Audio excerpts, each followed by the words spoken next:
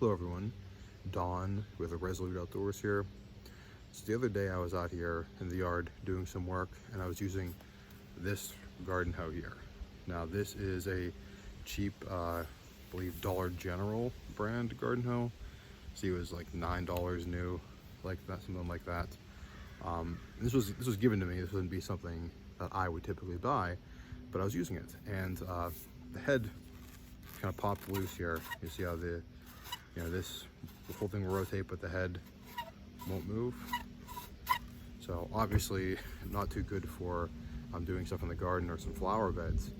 Luckily I was able to have a backup, and it's good to have backups of a lot of things, but kind of got me thinking about something that I think a lot of people talk about online, but there's some different reasons, some other things they don't talk about in regards to this topic, and that is buying quality tools.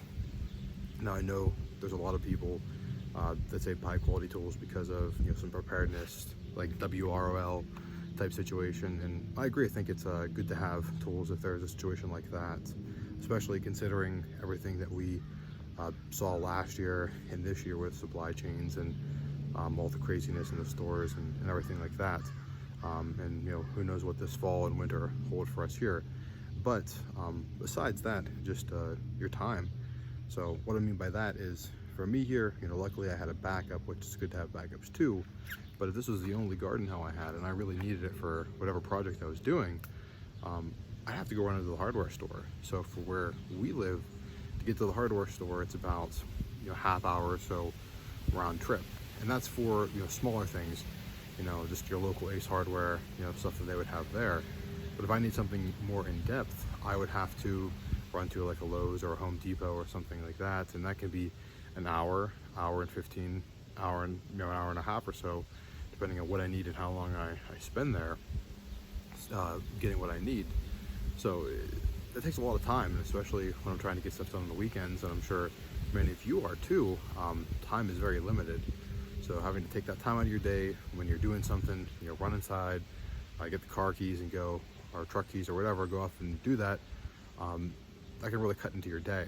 So on top of just having it from a preparedness perspective, I think it's good to have extra tools around just in case, so you don't, or better quality tools around, so you don't have to worry about going in and grabbing them. And also too, having backups is important as well.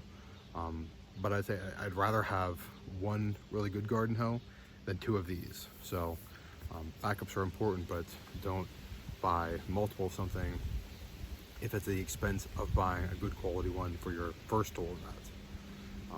One other thing as well, I know there's a lot of people saying, hey, with everything going on, I have a lot of expenses, I can't really be putting a lot of money into tools. I would say, your best place to look for quality tools that are, at least hand tools wise, is garage sales. A lot of my tools in my shed behind me here have come from garage sales, and a lot of times you can buy American made shovels and things like that for pennies on the dollar. Now sometimes they're ready to go, but a lot of times you'll have to do some restoration as well.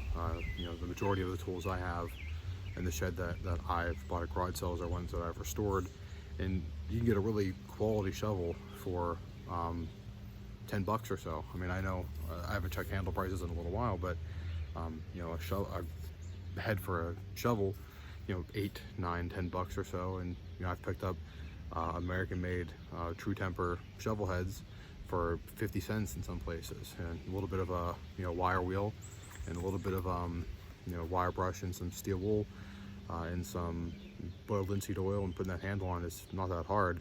And for the same price as this, basically, you have a quality shovel that'll last you a long time. And if the handle breaks, you can replace it as well.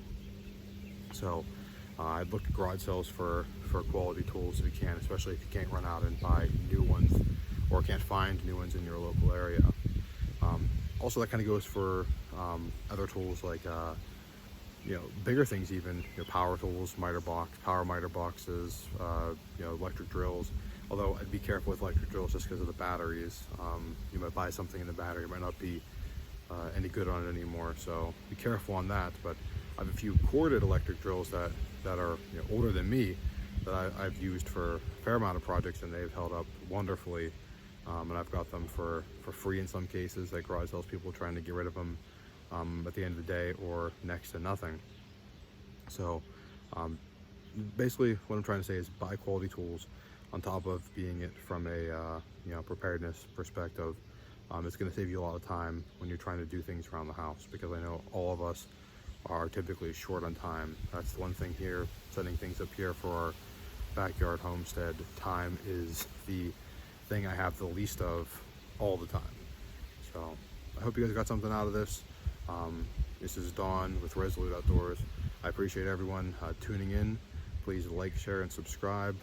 Also, as well, I'll leave a link to our Instagram down below. I've been putting up a fair amount of canning related things there lately.